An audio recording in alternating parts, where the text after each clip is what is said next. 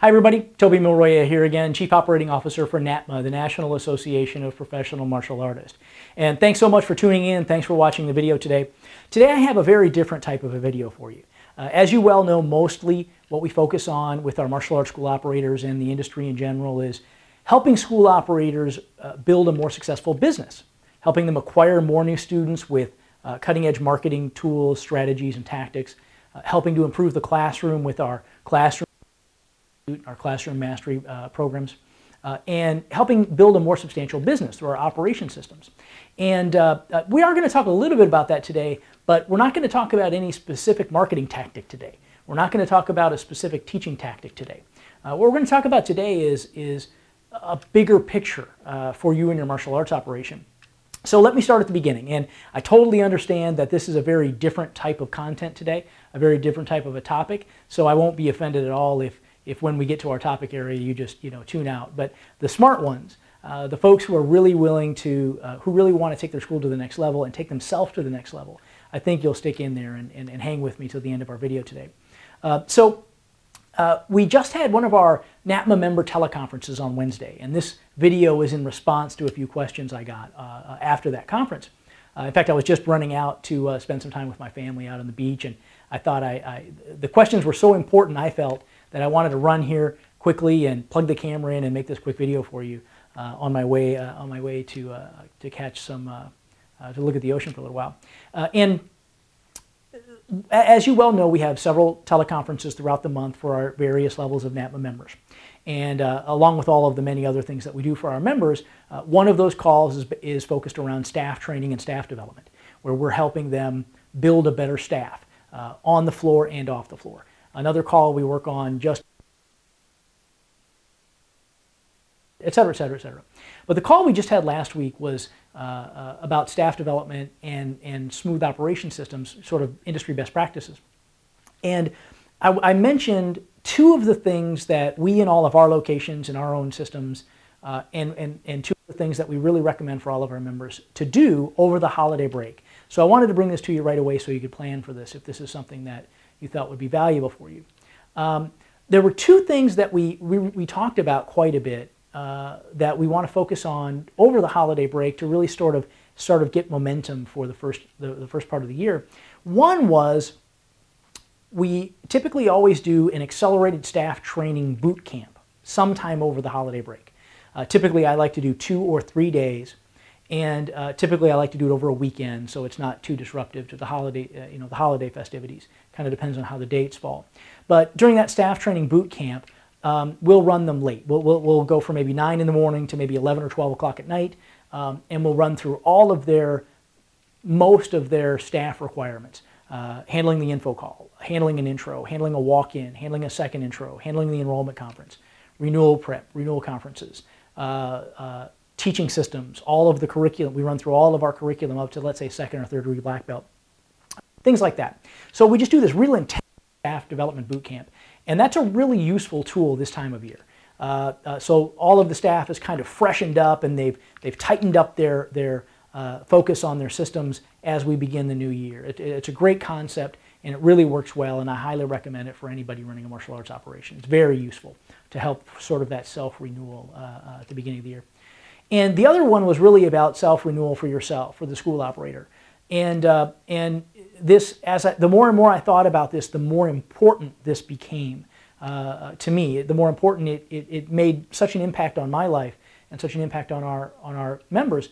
I really wanted to share with you and with everyone. So number one is we do the staff development and staff training boot camp. Pretty important, pretty useful, very important thing to do over the holidays. The second thing that I always do is I've created kind of a ritual for myself. Every holiday break, I sort of break out a bunch of the books that I really love and reread some of the things that I've read in the past, and then read some new things as well. And I think it's always really useful, especially when you have time to take a break and step away from the school a little bit and focus on self-growth. Focus on what is it going to take to get you personally to the next level this next year. Maybe you're a little frustrated by a long year. Maybe you've tried a lot of things that worked. You've tried a lot of things that maybe didn't work so well. And this time of year really gives you a chance to go back through all of those results, look through all of your your results from the last year and make a great plan for next year. So during the conference call, I mentioned what my reading list was for the holiday break. And I got some really interesting emails back. My reading list, I wish I would have brought it. I printed it out and I forgot to bring it here with me. But, my reading list was, let me see if I can remember it all, but I like to reread a lot of books that I read previously, and then I like to add a few each season as well. I always like to reread Tony Robbins' Awaken the Giant Within. That made a big impact on me personally, and it's something that I always like to go back to. I always like to go back to my own neuro-linguistic programming, or neuroassociative conditioning as Tony describes it, and really work on my own self-talk, really work on my own set of goals and things like that. So I like to reread Tony Robbins' Awaken the Giant Within. I'll put those lists below the video. I also like to listen to Tony Robbins' audio program on mastering influence. It's one of the best sales training and persuasion programs I think that are out there. I like to reread Tom Hopkins' How to Master the Art of Selling Anything. I like to read Brian Tracy's book called Goals, on goal setting and goal attainment. I like to reread Larry Donathorn's The West Point Way of Leadership. I like to reread John Maxwell's 21 Irrefutable Laws of Leadership. I reread Stephen Oliver's Everything I Wish I Knew When I Was 22 book. There's so many little golden nuggets in there that I always want to make sure I remind myself of and use all the time.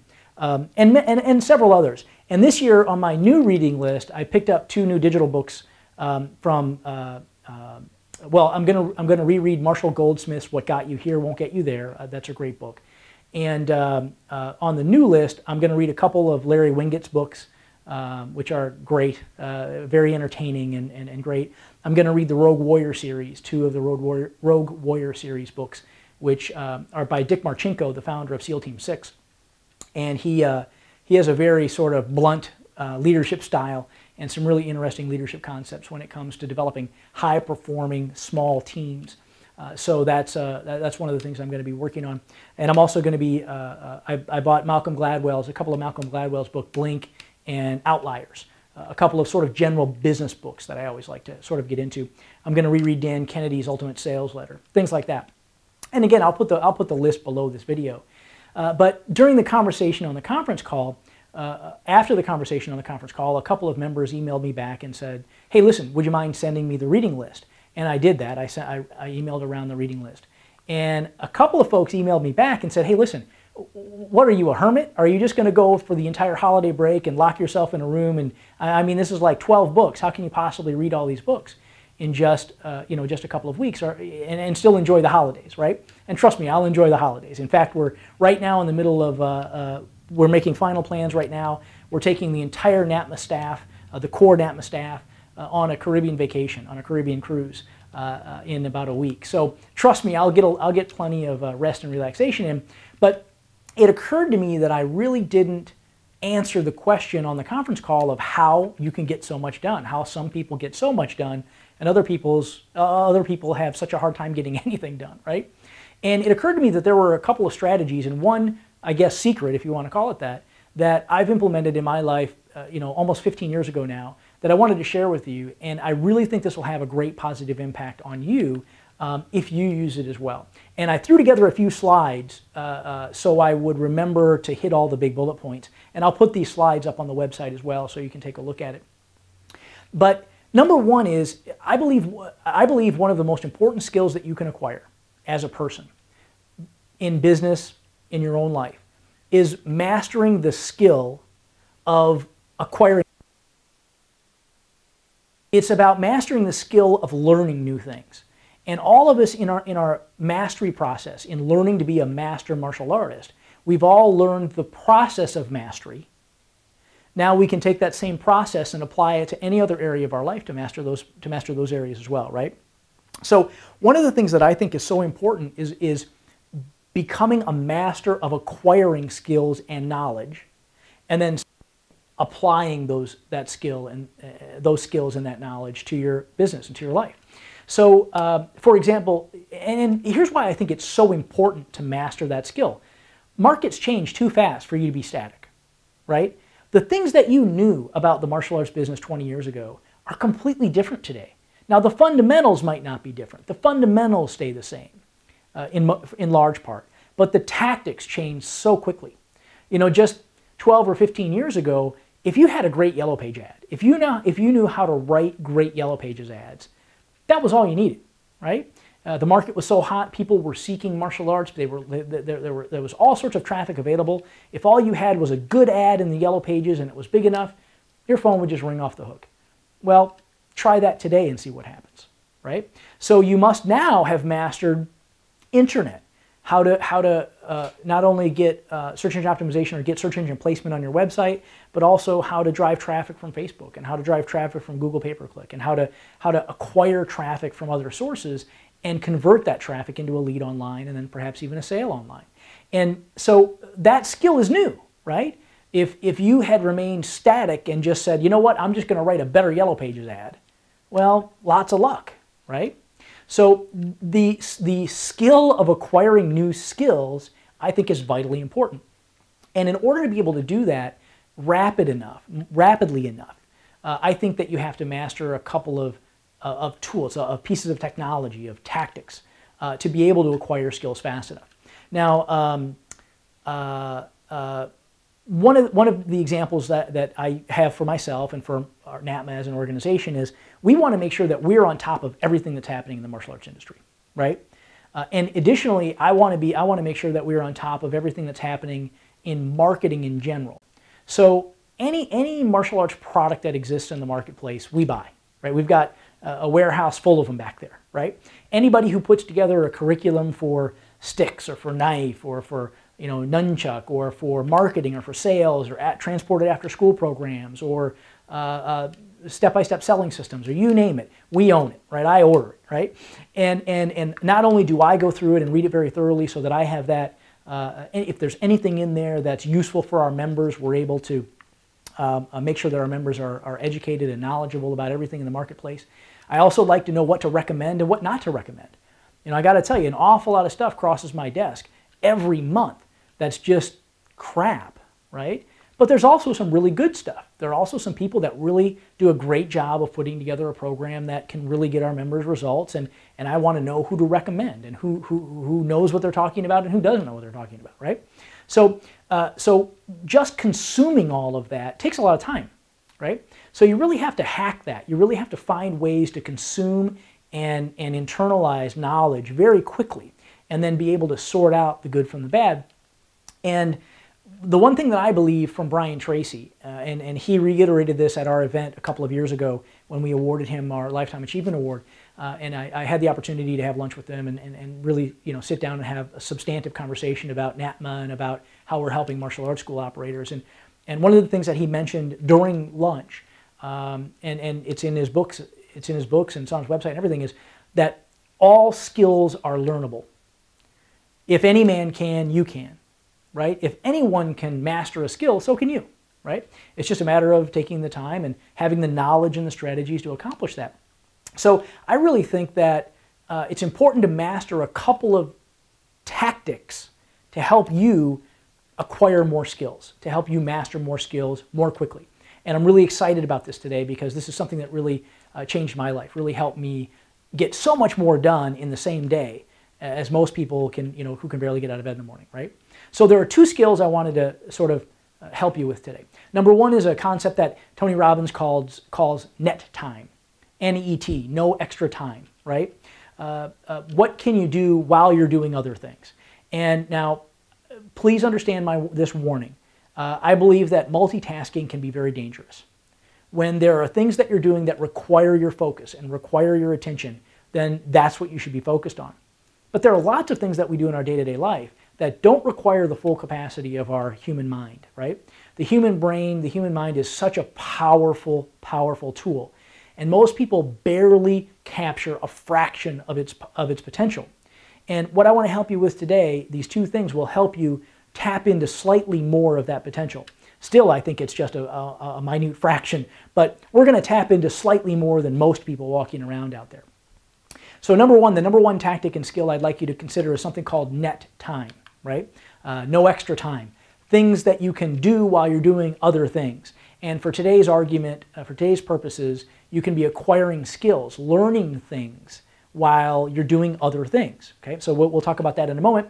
And the second concept, the one that I'm really excited about, and I want to walk you through some logistics today, quickly, is speed reading, the ability to read more quickly.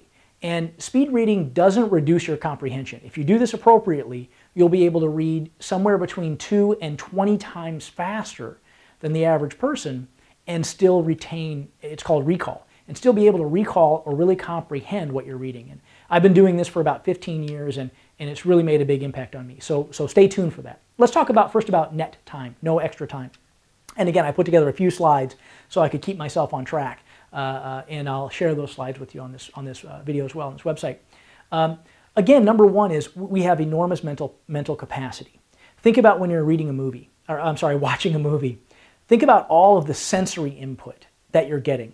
You're getting visual from the screen. You're getting the subplots that are happening during the action, during the interaction between the characters that your brain is thinking about and working on. You're getting auditory information. You're getting olfactory information. You're smelling the popcorn. You're in a nice theater. You're getting sensory information about the temperature in the room and all of these things, right? So you're inputting so much data that many of the things that we do in the rest of our life don't require our full devoted attention, right? So think about where you can be or where you could be learning new skills when you're doing things that don't require a lot of your attention. So one of my examples, and I've been doing this for almost 15 years now, maybe even a little longer, is I love to listen to audio programs. Again, Tony Robbins' program called Mastering Influence is just a fantastic sales program. Tom Hopkins' How to Master the Art of Selling Anything is one of the best sales programs available on the market. And I like to listen to those while I'm doing other things, right? Not while I'm working or not while I'm trying to focus on working with a client or anything like that. But, we all take a shower pretty much every day, right? I mean, I've got about 30 minutes in the morning when I wake up and I can, I work out a little bit, and when I go take a shower, that's about, 15 to 30 minutes that I'm not really doing anything else, right? And I've got a little Bluetooth speaker in my bathroom, and I can just put my phone on that track and play it, and that's a half an hour of content I can consume, right? So if you think about that, that's at least a half an hour a day, and I'm just using that as a rough, time frame, 15 minutes, whatever it might be. That's a bit of time every day that you can dedicate to self-improvement. That's a bit of time every day that you can listen to an audiobook. You can listen to a YouTube audio recording or video or something like that, right? Now, another little hack on that is your brain can consume spoken information much, much, much, much faster than any human being can really speak, right?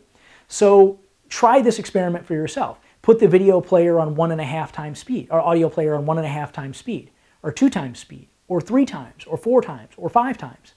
Now, everyone will find a different level of comfort with that, right? I like about 2.5 to 3 times speed. I actually just went through one of General Norman Schwarzkopf's 3-hour-long speeches in front of West Point cadets, and I found the YouTube video, and I downloaded it, pulled the audio off of it, and then ran the audio through an audio player at 3 times speed. And Schwarzkopf is a very deliberate speaker when he's speaking in these environments. So at 3 times speed, I got through, I think, about 3 hours of his content in a little under an hour.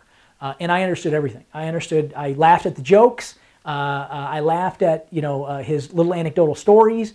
He talked about it was just after Desert Storm, and he talked about how they had just defeated the 4th largest army on the planet in 100 hours, right? And just the room exploded in applause. So again, long story short, those are a couple little life hacks that you can use. Net time, and go through audio programs in fast forward. Put them on 2 times speed. Put them on 3 times speed. See what you can keep up with. Everybody's going to be slightly different on that. But imagine how much you can accomplish in just that short period of time if you do it every day, right? And by the way, on YouTube, you may not know this, but there are tons and tons of videos on YouTube that are very useful. And in some videos, depending on how they were encoded and when they were uploaded and things like that, there's a little gear icon on the YouTube video. If you click that, there's a little 2 times option. You can play those YouTube videos sometimes in fast forward in 2 times speed. So again, I just learned this over the last 3 months. I just taught myself how to write JavaScript code, PHP code, and Python code. Basically web programming, just in the last 3 months. And I bought a program, and I loaded that program in my player, in my video players, and I played it at 1 times 5 or 2 times speed. Now, sometimes technical information like that requires you to stop and practice and things like that. But the strategy and the vocabulary was very easy to learn at fast speeds. So just something to consider. Net time and hack the speed a little bit. Your brain is an amazing thing if you allow it to be, right? So I think that's useful for you. Now, let's talk. So net time is number 1. Number 2 is speed reading, the skill of reading faster, reading and comprehending faster. And this is a skill that everybody can acquire. This is not a skill that is mystical or mysterious. This is, there are simple scientific and mathematical and biological mechanisms that are happening that we can adjust, that we can improve, that keep us reading slow. And I'm going to talk to you about that in pretty good detail here for just a few more minutes. Okay. Number one understanding is this: most folks read at between 125 and 250 words per minute, right? And there are some reasons for that we'll talk about in a moment. Most folks read between 125 and 250 words a minute. Now, if you have some historical background, by the way, the generation before us, the previous generation, my parents, for example, your parents, on average read between 350 and 425 words a minute. So in general, we've gotten slower over the last generation, and there are a few reasons for that. But let's contrast that in some real world circumstances. The typical person reads between 125 and 250 words per minute. John F. Kennedy, for example, has been noted to have been able to read at about 1,200 to 1,300 words per minute. Right? So think about that. He's internalizing, acquiring data, acquiring information. Acquiring information 10 times faster than the typical person. So imagine what you can accomplish with that type of an advantage, right? This is an incredible way to really acquire more skills and knowledge very quickly. President Carter had a speed reading coach who did training every week in the West Wing for all of his staff. He wanted the staff to be able to learn more, faster, quicker, retain better, right? And what the concept, the principle that I want you to understand is that the way that most of us were taught to read, sounding out each word, that's how everybody has to learn to read. That's how we have to start learning how to read. It's the easiest way to start learning how to read. But once we've acquired that skill, we have to move to the next step. And most of us never move to the next step. We're actually reading in the most difficult using the most difficult process available. Sounding out and listening in your head to each word is the slowest, most difficult way to read. And I'll explain myself in just a moment here. So there are 3 obstacles to reading faster. There are 3 things that we all do as human beings. They're partially biological, they're partially neurological, and they're partially paradigms. They're partially the way we were taught. Number 1 is something called fixation. And this is where your eyes stop moving, right? When you're reading along, and I'm sure we've all had this experience. You're reading along, and all of a sudden you find yourself a half a second or a second later staring at the same word, right? You're not listening to the word, you're not hearing the word, you're just staring at it. You've just stopped, right? And that's a biological condition. And it's perfectly natural. There's nothing wrong with it. It's perfectly natural. All of us have it. All of us do it at a certain level. But what I'm going to teach you today is how to fix that, right? And I'm going to give you some tools to help you with that. But so one of the things you need to address is this process of fixation. You want to stop your eyes from stopping and lingering over words, even though you know them, even though you've already heard them. The second is something called regression. And regression is, we've all had this experience, I'm sure, where you're reading a paragraph and you get to the end of the paragraph and you go back and read that sentence again, right? Because you've read it, but you didn't really understand it, right? And most people, I'm fascinated by the research on this, by the way. I've been studying this for a long time, but I'm just fascinated about how humans behave. And all the research indicates, by the way, that most people who read between 125 and 250 words per minute, that's, by the way, measured in 1-minute chunks with average type material, right? So it's not technical material, but it's average material. Most people typically regress about 1/3 of the time, about 30 to 33% of the content that they read. That means they read about a third of it at least twice, right? So now you've taken somebody who reads at 125 words per minute and you've subtracted 33% of that speed. So now they're down to, I don't know, 70 or 80, right?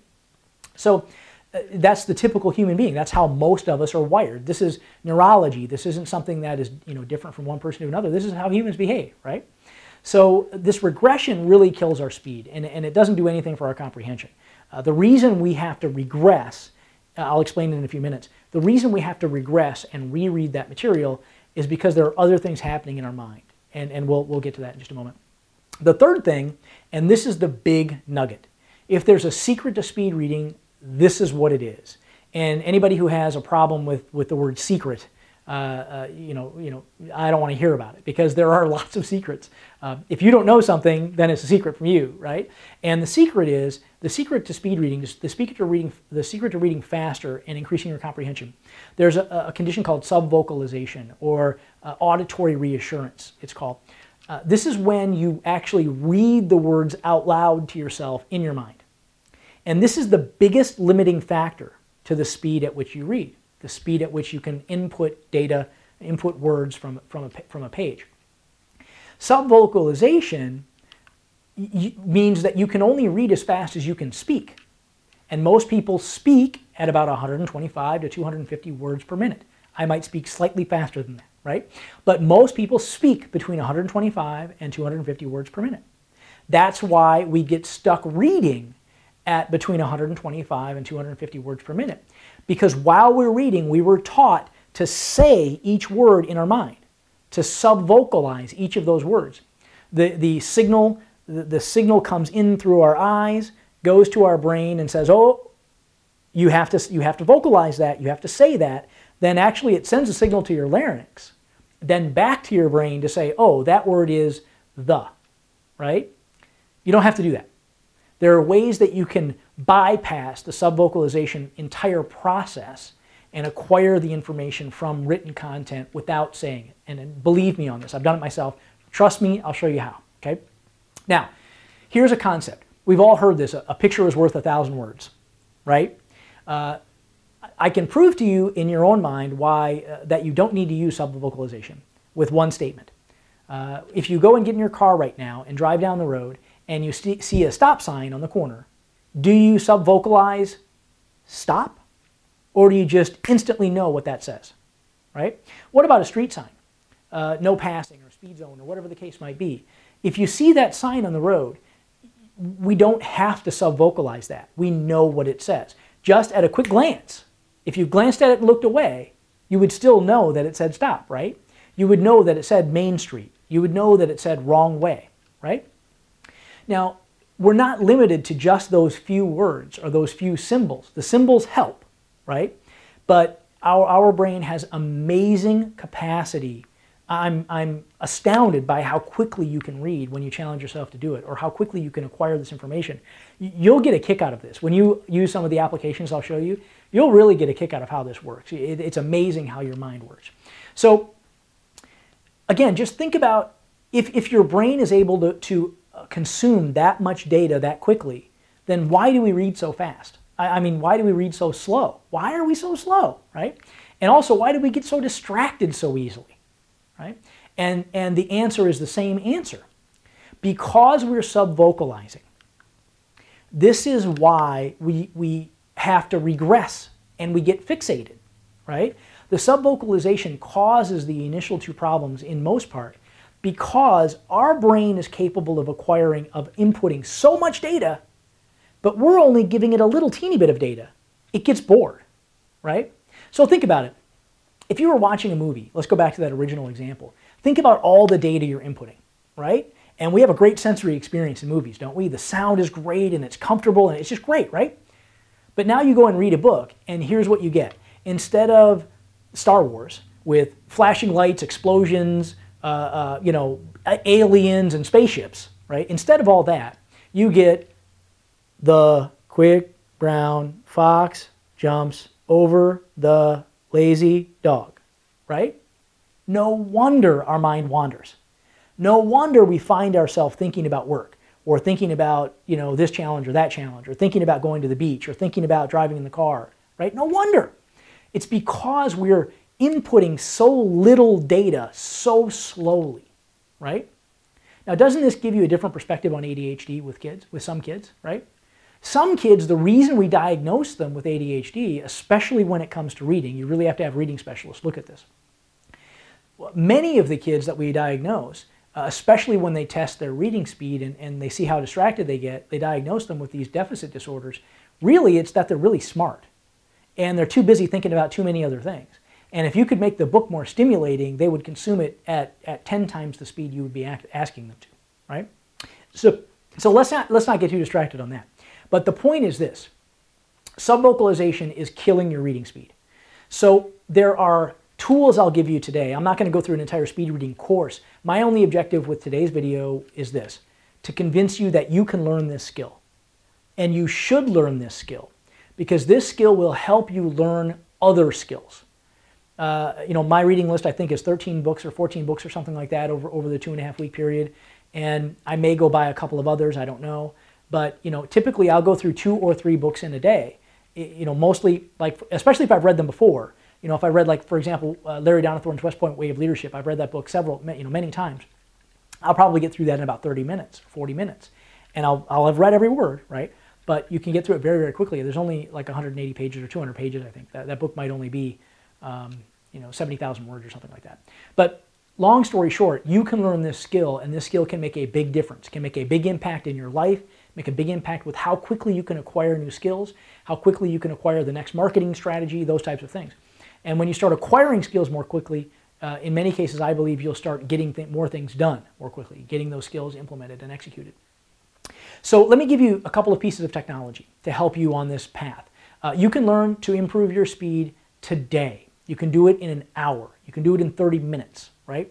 If you can learn to switch off your subvocalization, you'll immediately see yourself reading much, much quicker. Now, there's some other activities that you'll want to do too, but here's one example. I call it the auditory confusion drill, right? And the auditory confusion drill helps you to turn off your subvocalization. So you take a page and you start just looking at each word. You don't say it to yourself. You try to turn that off, right? And some people have a real hard time turning off that internal voice, that subvocalization.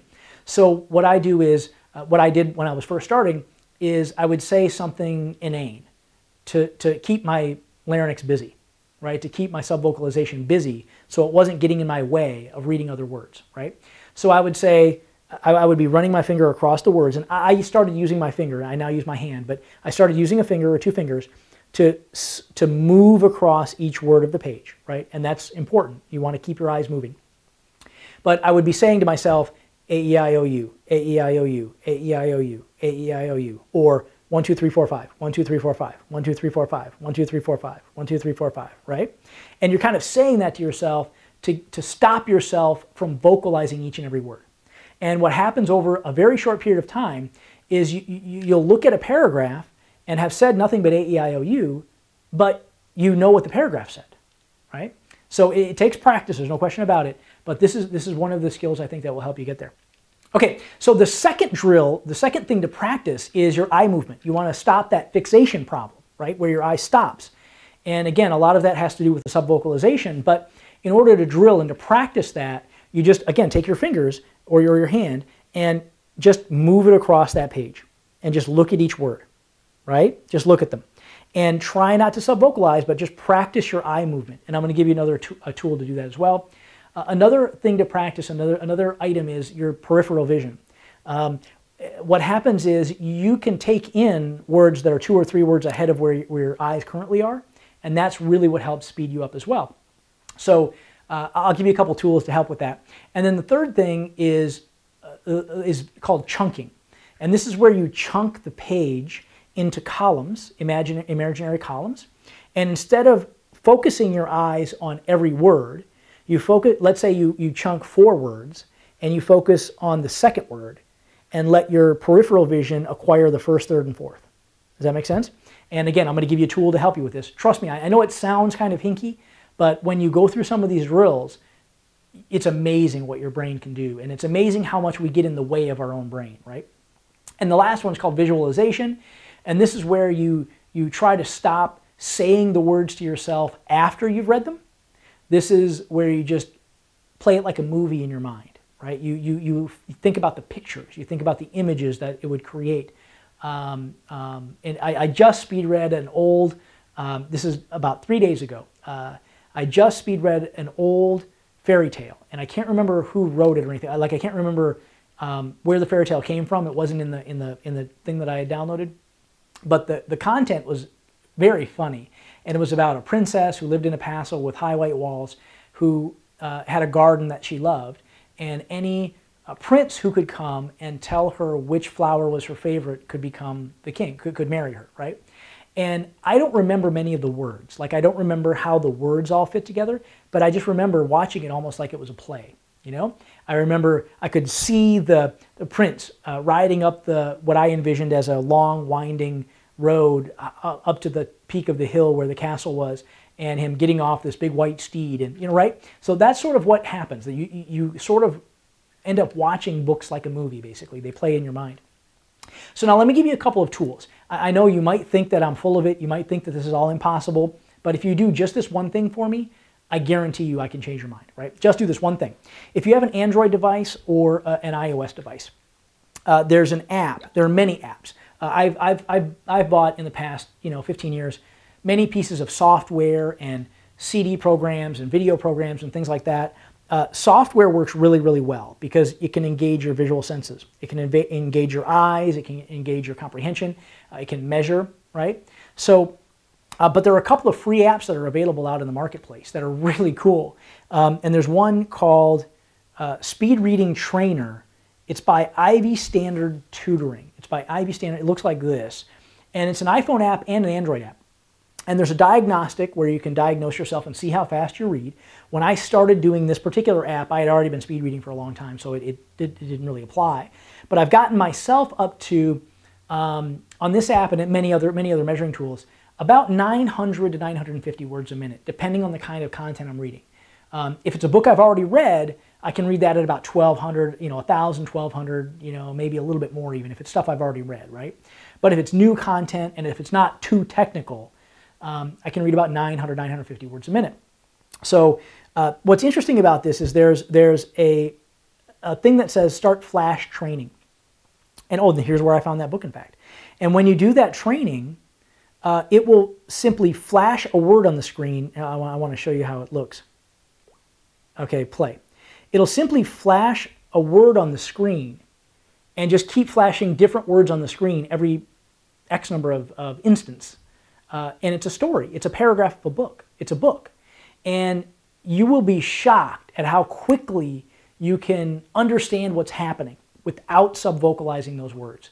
On that particular app, you should be able to get up to 500 or 600 words a minute pretty easily. And there are a few others as well. So just check the iOS App Store, check the Android App Store for free or not. There's a bunch of paid versions too that are really good. Speed reading apps. So that was really what I wanted to talk to you about today. I know it's very different than what we typically talk about. It's very different than here's how to go market your school next week. But I think that this skill in general, this skill of acquiring new skills, is incredibly important, incredibly valuable. And I guess just consider this sort of my holiday gift to you.